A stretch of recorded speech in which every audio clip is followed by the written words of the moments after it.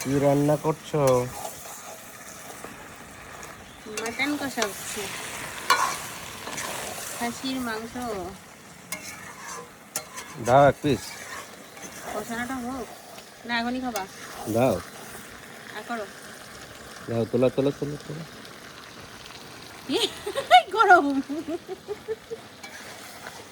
হাতটা পোড়ার জন্য।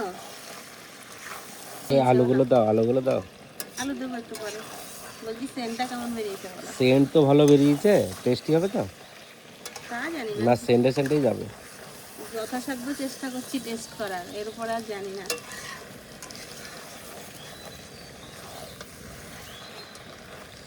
আজকে রান্নাটা একটু অন্যরকম করার চেষ্টা করলাম।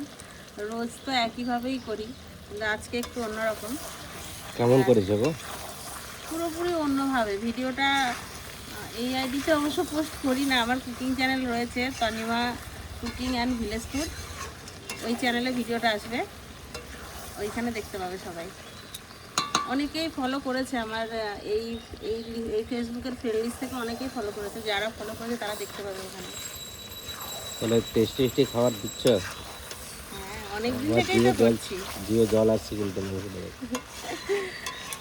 জিভে জল আসার জন্যই তো করা। এই দেখো, গোটা রসুন দিয়েছি, অনেক কটা আছে আর নিচে। এই দেখো, এই দেখো। আলুগুলো একদম বড় বড় করে দিয়েছি। এখনো কষানো হয়নি, তাতেই এরকম লাগছে। খেয়ে বলবা কেমন হয়েছে। টাটা।